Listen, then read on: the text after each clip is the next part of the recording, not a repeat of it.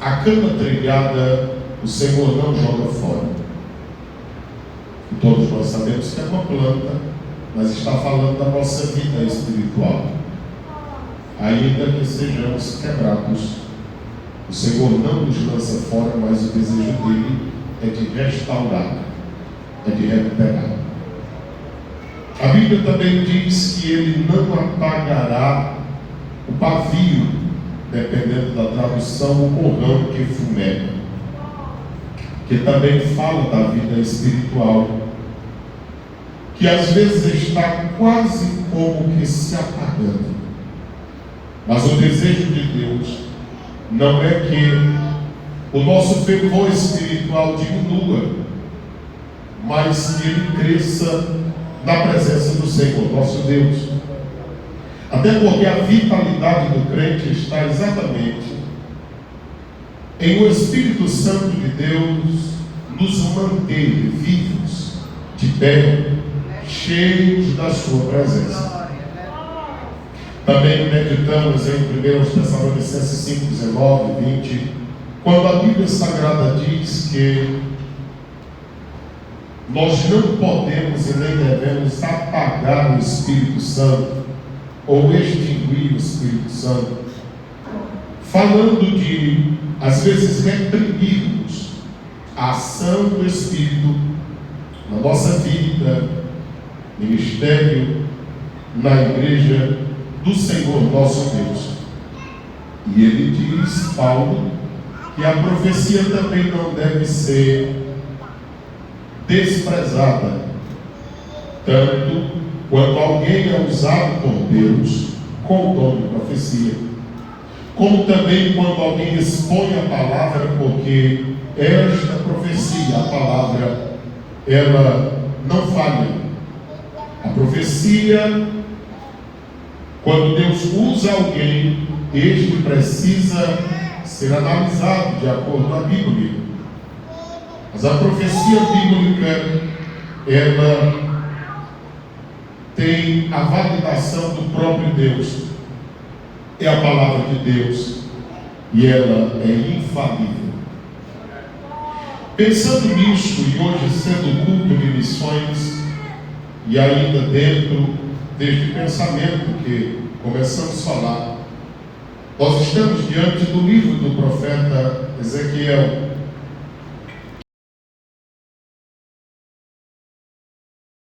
Que é o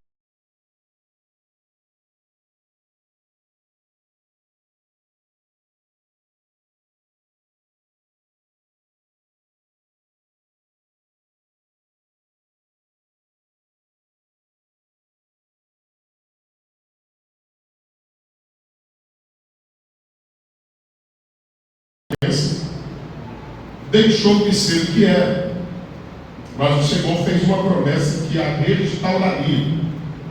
O profeta Isaías viu isso e questionou: tem como uma nação nascer em apenas um dia? Quando é Deus, não há dificuldade. O Deus a quem servimos, ele é poderoso para fazer em instantes o que qualquer pessoa levaria décadas para realizar, e ainda não realizaria ou realizaria mal feito. Em um instante, no estalar de Deus, ele pode fazer tudo como fez o mundo do nada, dizendo: haja, haja, haja. Os versículos de número 9 ao 14 falam de um despertamento espiritual, este ainda por acontecer. É muito fácil de perceber quando nós olhamos a profecia de Joel, quando ele diz no capítulo 2, versículos 28 a seguir, que depois o Senhor derramaria o Espírito, falando de uma plenitude. E quando no dia de Pentecostes o Senhor começa a fazer o que havia prometido, a Bíblia diz que as pessoas que olhavam diziam: estão embriagados. Então nós não temos nenhum motivo para não expressarmos a nossa alegria diante de Deus por causa dos maus julgamentos, porque eles sempre houveram. lá do dia de Pentecostes, disseram que os irmãos estavam embriagados. E era 9 horas da manhã. Quando nós olhamos o Pedro levantado, ele diz: isso aqui é apenas o que o profeta Joel falou. O Senhor está derramando do Espírito. Então percebamos que Joel disse que ele derramaria o Espírito, e Pedro está dizendo que ele está derramando do Espírito. Então Pedro está dizendo que ali era apenas o início de um grande mover de Deus que estaria por vir. A Bíblia mostra ainda no livro do profeta Ezequiel, no capítulo 39, versículo 29, que em dias futuros, que nós acreditamos ser no milênio, porque a Bíblia diz que no período milenário o pecado será tirado do mundo, o inimigo será preso, e as pessoas estarão em seus corpos normais, a saber, aqueles que não subiram no arrebatamento e que escaparam do período tribulacional, passarão por aquele julgamento de Mateus 25, julgamento dos gentios, e adentrando o milênio em seus corpos naturais, como nós estamos hoje, haverá um grande despertamento daqueles dias. E será um despertamento tal que, assim como o pecado no princípio afetou a natureza do Gênesis, naqueles dias a Bíblia diz que a produção será maravilhosa. Haverá chuva, o solo será fértil, haverá uma paz nas vidas. Porém, mesmo assim, haverão pessoas que não seguirão a Deus. Então, o problema não está no local onde nós habitamos. O problema está no ser humano. Toda a Bíblia Sagrada fala só de 3 assuntos: criação, queda e redenção. Não tem outro assunto da Bíblia. A Bíblia toda converge dizendo que Deus criou o mundo, criou o ser humano, e tudo era perfeito. Mas o homem pecou, caiu. A entrada do homem agora caído, fora da presença de Deus, sem Deus, aí vai mostrando os sacrifícios, os profetas levantando, os juízes, que tudo isso lançava luz na vinda do Messias, o que todos nós sabemos que ele veio, e agora ele veio para restaurar, para salvar, para libertar. E ele, mesmo tendo o seu ministério curto, mas uma influência tal que hoje nós nos reunimos para relembrarmos os feitos de nosso Senhor Jesus. E nós só estamos aqui porque Ele salvou as nossas vidas, nos transformou, e nós temos convicções disso. Ele foi aos céus, mas disse: eu não deixarei vocês abandonados. E a partir de domingo, na escola bíblica, o assunto será esse. O Espírito Santo, que ele diz: eu pedirei ao Pai, Ele enviará o Espírito Santo, Ele estará convosco, ficará dentro de vós, Ele vos ensinará, Ele vos fará lembrar. Enfim, é impossível um crente viver sem a presença do Espírito Santo. E eu desafio que todo verdadeiro crente, no dia que tomou a decisão de vir aqui à frente, entregando-se a Cristo como Senhor e Salvador, a partir daí, o Espírito Santo passou a morar dentro dele. Agora, existe uma ação distinta desta, que quando o crente aceita a Jesus, ele é selado pelo Espírito Santo. Mas a ação distinta dessa é que a continuidade da vida cristã nos proporciona a buscarmos a presença do Espírito Santo de Deus, a saber, o batismo no Espírito Santo, que este é uma porta de entrada para a ação poderosa do Espírito Santo na vida do crente. seja de uma criança, um adolescente, um jovem, um adulto ou um ancião. Todos precisam, devem e têm que ser cheios do Espírito Santo. Mas depende de desejar, de querer. E quem quer e deseja, busca. E a Bíblia diz que quem busca, encontra. Quem bate, a porta abre.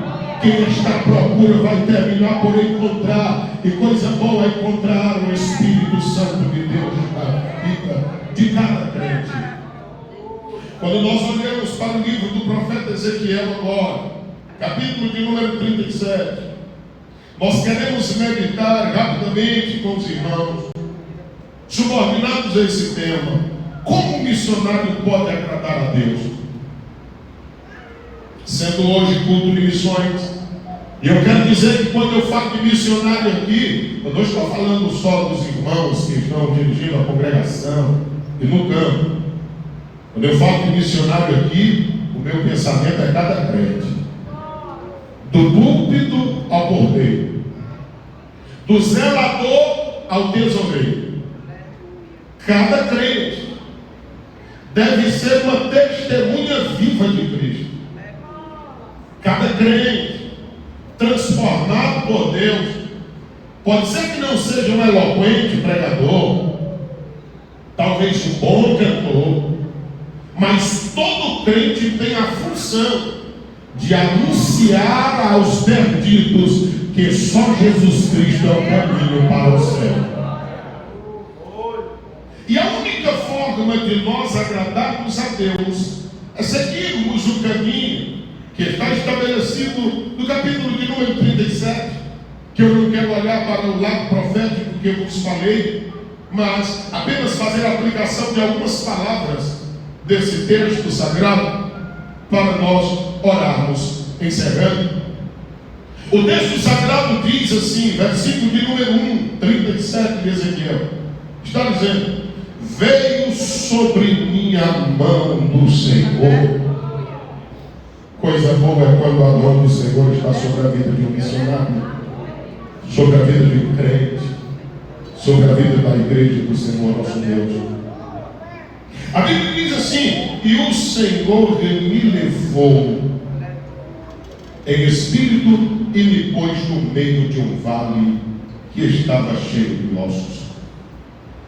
Quando eu olho para esse texto da Bíblia Sagrada, eu entendo por esta palavra que o desejo do Senhor para ser realizado em nós é que cada um de nós possamos ir aonde o Senhor quer que estejamos indo. Às vezes nós não compreendemos, isso já aconteceu com você. Às vezes você está até com o plano de ir a algum lugar e rapidamente os seus planos mudam e você vai exatamente para o lado oposto. De repente você se dá com alguém, seja no trabalho, seja na vizinhança. Eu estou falando da vida natural, normal. De repente você se depara com alguém com alguma dificuldade. Aí já o Espírito já me ilumina dizendo: foi para isso que eu te trouxe aqui. Aí você entende, por isso que eu queria fazer outra coisa totalmente diferente. E agora eu me encontro em uma situação completamente diversa da que eu pensava que faria. Aí você compreende que não foram os seus pensamentos, não foi a sua vontade, mas foi a vontade divina lhe impelindo para que você estivesse no lugar que Deus gostaria que você estivesse. Então a única forma de nós agradarmos como missionários, como crente, como evangelista, como uma testemunha do Evangelho, agradarmos a Deus, é nós indo aonde que Ele quer que nós estejamos indo. E eu quero lhe dizer que nem sempre o Senhor nos levará onde nós queremos ir. É bom que nós não deixemos o nosso enganoso coração nos enganar. Pense nisso. Ouvimos isso há poucos dias. Filipe estava em uma grande igreja. De repente o Senhor diz: vá para o caminho deserto. Porque para Deus, tanto faz uma multidão como uma só pessoa. Ele morreu por todos. E uma vida para Deus tem um valor imenso. Salmo 49, versículo 8, 9, 10. A Bíblia diz que se alguém tivesse muito dinheiro, quisesse pagar por uma vida humana, todos os seus recursos se esgotariam e não compensaria a vida de um ser humano. Cada habitante da terra tem um valor muito especial para Deus. É por isso que nós não podemos perder a oportunidade. Você lembra de Jesus? Encontrou uma samaritana e ele foi pregar para ela. Você lembra de Nicodemos, príncipe dos judeus? Foi encontrar Jesus e Jesus falou do evangelho para ele. Você lembra do jovem rico?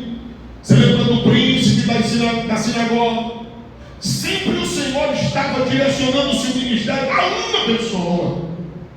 Como ouvimos há poucos dias aqui, ele faz toda uma trajetória para encontrar um gadareno, com a vida toda complicada e perturbando uma cidade inteira. Aí Jesus disse: eu preciso encontrar com ele. Jesus sempre valorizava, nem que fosse uma vida. E talvez nessa noite alguém já pensou, o ano passado, o ano atrasado, onde estariam nesse momento de festividades? Aí hoje nós estamos aqui, sabe por quê? Porque Ele interessa em uma vida, Ele foi te buscar, Ele te trouxe para que você possa buscar outras pessoas.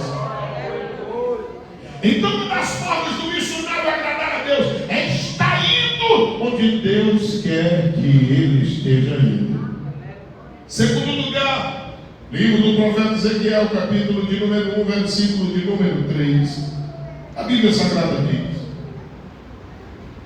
1:3 de Ezequiel. E veio expressamente a palavra do Senhor a Ezequiel, filho de Buzi, o sacerdote, na terra dos caldeus, junto ao rio Quebar. E ali esteve sobre ele a mão do Senhor. Você percebe que sempre a mão do Senhor estava sobre Ezequiel. Em nenhum momento das nossas vidas a mão do Senhor pode se ausentar de nós. Então, em segundo lugar, para agradarmos a Deus, nós precisamos ser quem Deus quer que nós sejamos. Ouvimos há poucos dias passados: não adianta eu querer me imitar, eu vou me frustrar. Talvez não tenho como me comparar a você. Mas como a igreja é um corpo, então cada um de nós temos as nossas particularidades e Deus nos usa em cada uma delas. E o que tem a ver Ezequiel 1:3? Ele era filho de um sacerdote. Pela lógica, pela tradição, pela lei, ele deveria ser também sacerdote. Mas o Senhor o separou para o ministério profético. Porque a chamada ela é divina e é Deus quem faz e faz diretamente as pessoas. É Deus quem separa, é Deus quem escolhe. Quem é que não lembra de Lucas 1:5? Quando a Bíblia Sagrada diz que um sacerdote da lei de Abias, ele foi ao templo oferecer sacrifício. Era Zacarias o seu nome. E naquele culto, e aí eu digo, cada culto é importantíssimo, é único. E a bênção de cada culto é para cada culto. E quem perde um culto deve perder alguma bênção. Eu não sei se Zacarias entrou outra vez no templo para oferecer, porque às vezes, como era por sorteio, ele poderia talvez entrar uma só vez na vida, e nem por isso ele se frustrava, porque o objetivo não era ter a oportunidade, mas era saber que estava à disposição do serviço do Senhor, que é muito mais importante que tudo. Ele foi sorteado e de repente estava lá cultuando a Deus, já velhinho, a esposa também avançada na idade. passe que estéril. Mas sempre que Deus quer fazer um milagre na terra, Ele procura os improváveis. Ele estava cultuando a Deus. O anjo lhe aparece e diz: tu vais ser pai, e a tua mulher vai ter um menino, e o nome dele vai ser João. Que maravilha! Ele não acredita, questiona, e anjo é anjo. Anjo não tem misericórdia. Como tu não acreditaste, ficarás mudo. Como eu tenho temor de Deus, me emudecer por às vezes não acreditar no sobrenatural. E é por esse motivo que nos braços do Senhor sou tal qual uma criança.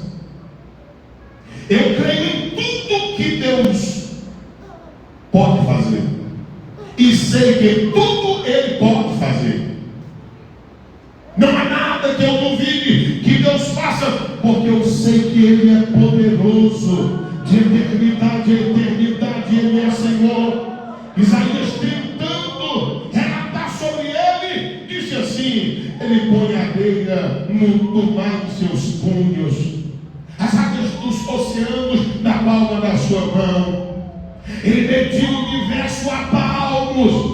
Ele se assenta no globo da terra e põe os seus pés na terra como se fosse um tamborete, porque a terra é o escabelo dos seus pés. Ele chama as estrelas, cada uma pelo nome, nenhuma delas faltam. No livro de Jó, no capítulo 26 ao 28 também, eles tentam descrever Deus. Aí ele diz assim: é Ele que faz a água evaporar da terra, que segura a água na fumaça da nuvem do ar. Ele não deixa a nuvem se rasgar e derramar a chuva enquanto Ele não ordenar. Ele encerra o capítulo 28 dizendo: isso é só o babado do vestido dele. O que Ele pode fazer é muito, muito, muito mais do que tudo isso. Aleluia, glória ao nome do Senhor, do Todo-Poderoso. Alguém me pergunta: como é que eu vou fazer, Silvio? A minha resposta é: seja o que Deus quer que você seja. Zacarias ficou mudo? Ficou. Quando nasceu, bota o nome do pai, Zacarias, bota o nome do vizinho, bota o nome do primo dele. Ele estava mudo, mas não estava cego nem doido e nem aleijado das mãos. Ele disse: pega aí um pedaço de tábua, escreveu o nome e disse: o nome dele será João, porque o nome significa graça. A graça de Deus estava começando a ser derramada na terra pela vida do profeta João Batista. Vá onde Deus quiser que você vá. Se você quiser agradar a Deus, esteja onde Deus quiser que você esteja. Seja quem Deus quiser que você seja, sem se interessar no que o povo pensa ou acha. Quantas vezes a gente está em culto e a gente se alegra, muitos glorificam, e parece que um que está do lado vai se acabar na presença de Deus, o outro vai morrer, e a gente está no meio assim como se não esteja sentindo nada. Aí quando termina o culto, tem gente que sai doente dizendo: eu poderia ter chorado, mas eu me privei, porque vai que alguém pensa que eu estou com depressão.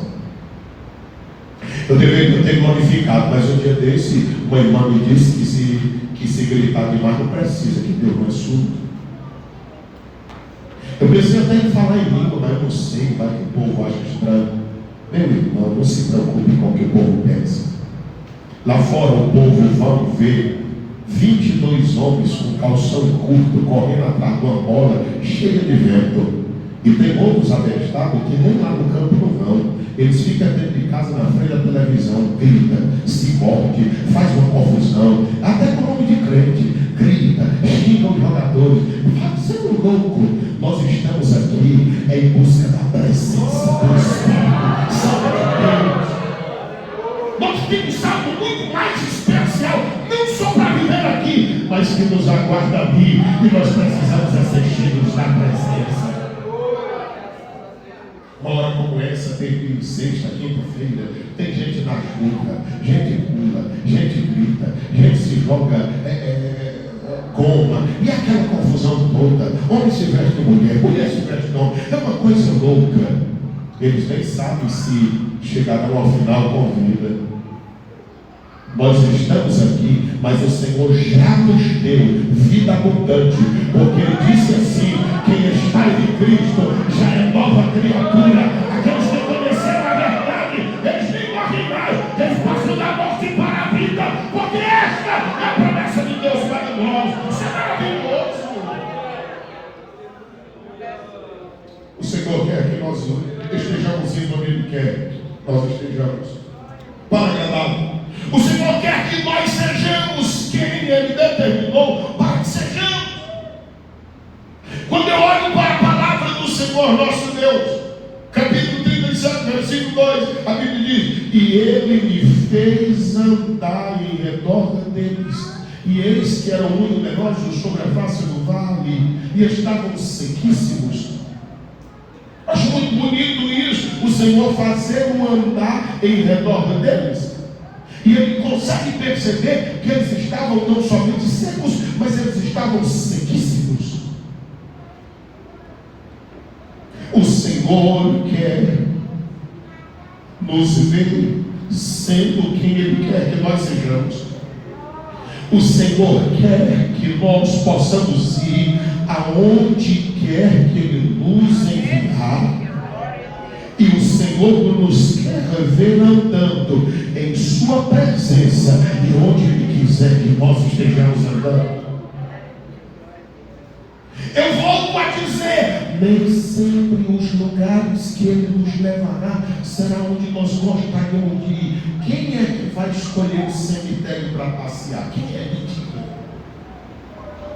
A visão de Ezequiel é essa: ele está a multidão de ossos secos, sequíssimos. Mas tinha algumas coisas boas na vida de Ezequiel. A mão do Senhor estava sobre ele. Ele era quem Deus queria que ele fosse, pois ele não seguia o sacerdócio do Pai, mas ele estava no ministério profético, porque assim Deus havia determinado. Em visão, o Senhor levou aonde ele deveria ir, e ele estava andando aonde o Senhor determinou que ele andasse. É isso que importa, irmãos. A única coisa que importa é nós sabermos que estamos no centro da vontade do Senhor, nosso Deus, o Todo-Poderoso. O versículo de número 3 diz: e me disse, filho do homem, o que tu achas? Esses ossos podem viver? E eu disse assim: Senhor Jeová, quem sabe é tu. Como agradar ao Senhor? Dependendo dele totalmente. Alguém diz que Ezequiel duvida. Por isso diz: Senhor Jeová, tu sabes. Mas eu quero lhe dizer que a vida de Ezequiel começou com visão. Ele disse: eu estava próximo aos exilados, junto ao rio Quebar, o céu se abriu e eu vi visões de Deus. Irmãos, quando um homem de Deus, uma mulher de Deus começam com a visão do céu, Isaías não começou com a visão do céu. Ele foi profetizando, profetizando, profetizando. No dia que ele teve uma visão, ele já era profeta. Quando ele viu, ele disse: não vou aguentar, eu vou morrer, porque eu estou vendo o trono. E a presença é maravilhosa.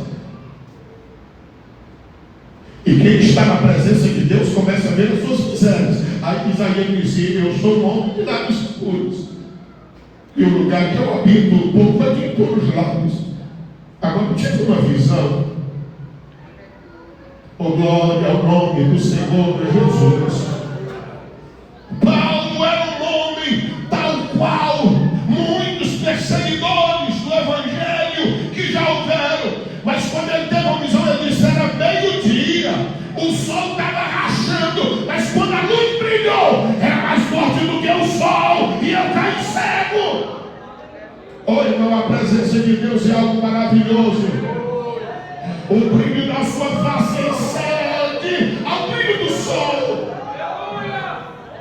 Paulo estava no chão, estava impactado, mas já estava crente. Ele disse: quem és tu? Eu não vejo não, mas eu sei que é Senhor. Quem és tu, Senhor? E o que eu faço da agora para frente? Ele disse: oh, Saulo, Saulo, eu te conheço há muito tempo. Eu sou Jesus que tu vive perseguindo.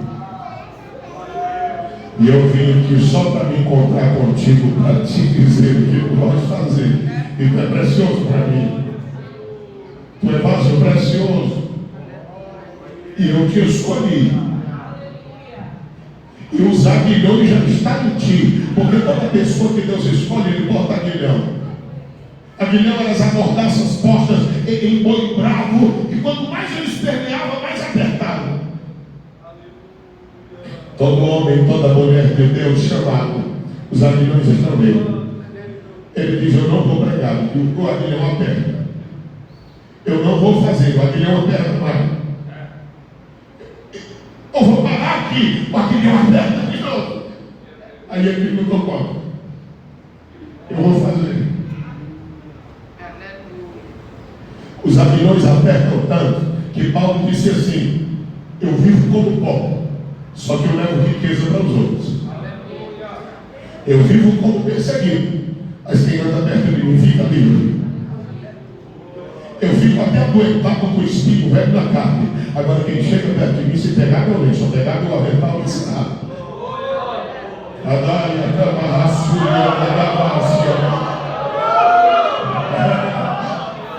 Às vezes a gente questiona porque a gente acha que servir a Deus é andar com o bolso cheio de dinheiro. Não, não é isso não. Servir a Deus é andar com o coração em brasa, cheio da presença do Eterno. Servir a Deus não é ter um cofre cheio de dinheiro, é saber que o céu está à disposição. Quando o joelho bate em terra, o céu sabe, o meu escolhido está clamando, está falando. Eu preciso fazer alguma coisa. Oh, que coisa boa servir a Deus. E o Senhor está em busca de homens e mulheres que queiram agradá-lo. E a única forma de agradar a Deus é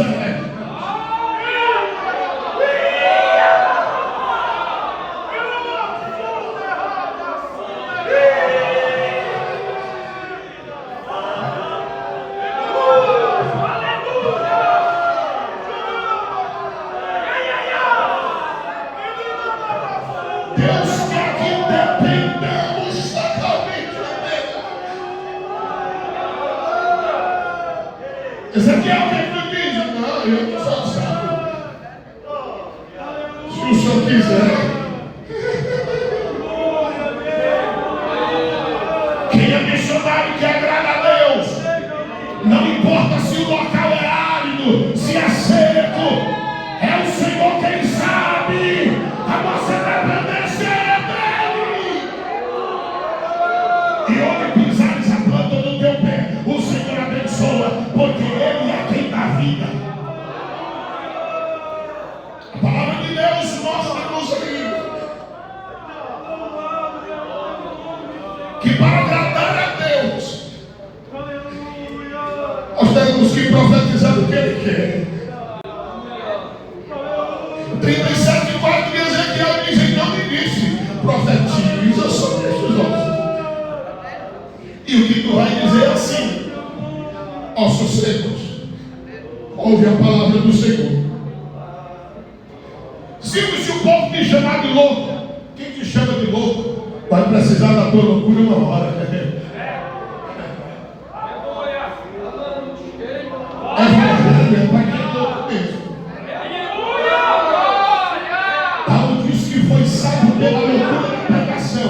É essa loucura que nos salvou.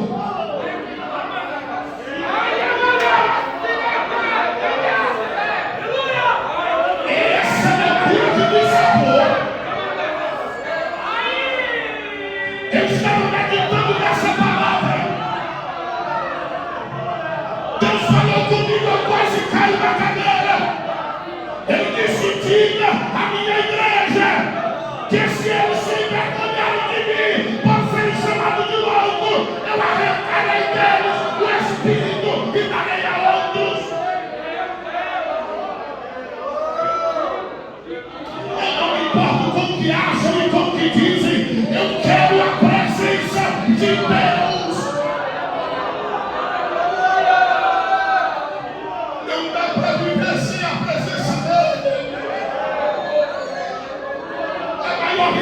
porque o homem pode possuir a presença dele.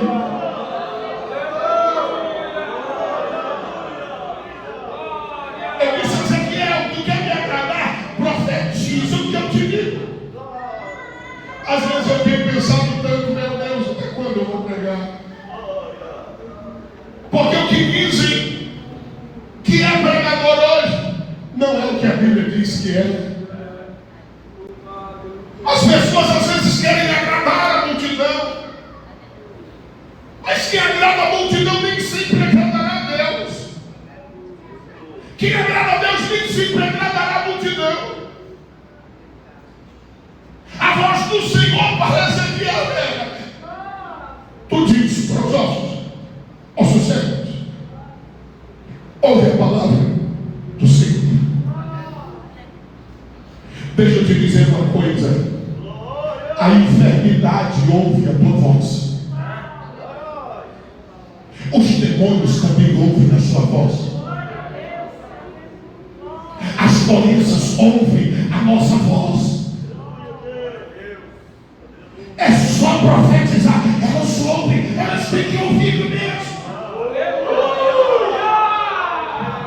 Jesus chegou ao mar, estava revolto, ele só levando o mar, ele disse que levou conversa. As enfermidades ouvem as vozes dos homens e mulheres de Deus, e elas têm que bater em retirada, em obediência ao nome de Jesus. Maravilhoso é o nome do Senhor Jesus. Se você quiser agradar a Deus, profetize o que Deus quer que você profetize.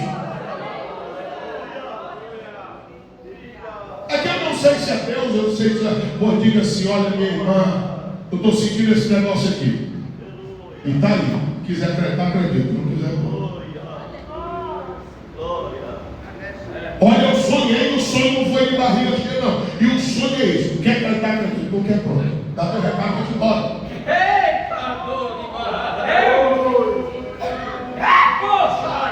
Entrega a tua mensagem, vai embora. Quantas vezes eu não já falei alguma coisa? Quantas vezes eu já não disse? Aqui tem alguém assim. Quantas vezes eu não já disse? Mas caras cairão. 2, 3 mil, o povo está. Pastor, e aí? Não aconteceu nada do que o senhor diz. Não digo nada. Palavra na Bíblia. Deixa o dia passar. De repente alguém diz: pastor, lembrei daquele negócio, aconteceu um negócio. Pronto. E eu não estou mais nem lembrando. A minha preocupação não é ficar conferindo o que vai acontecer ou que não vai. A minha preocupação é profetizar o que ele manda. Eu sou conferente de mensagem e de profecia. Eu sou profeta do Senhor quando eu digo assim.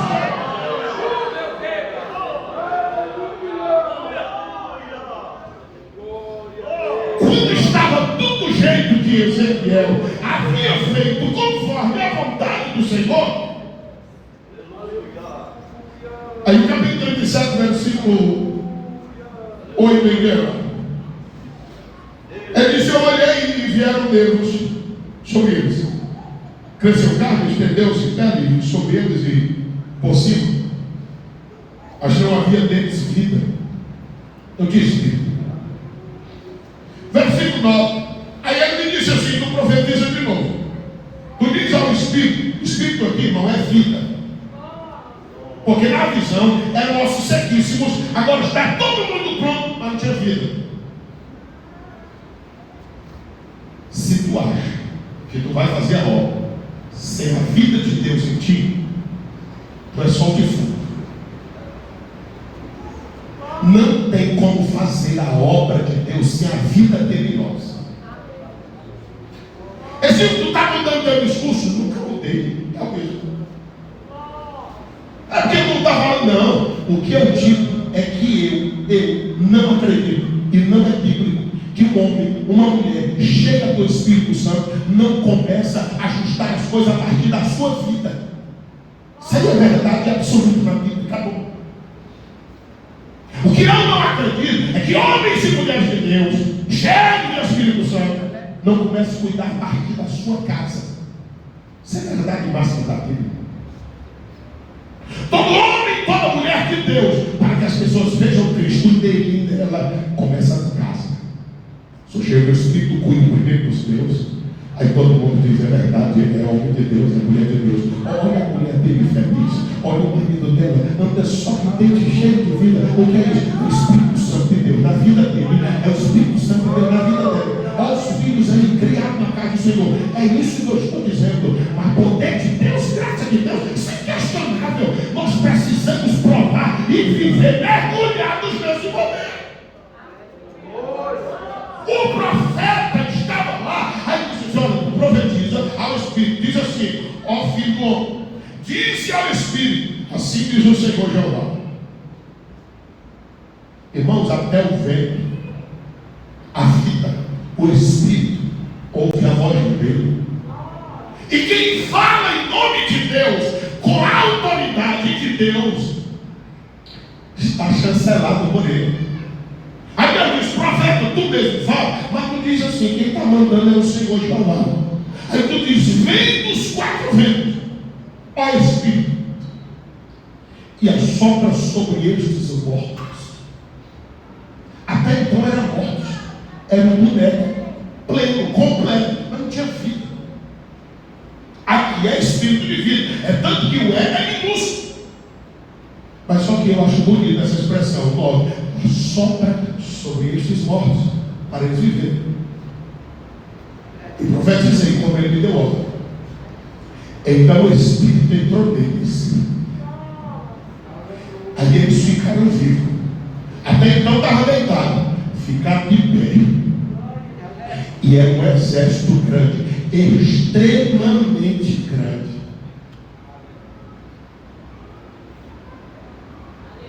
Quantos entenderam essa palavra?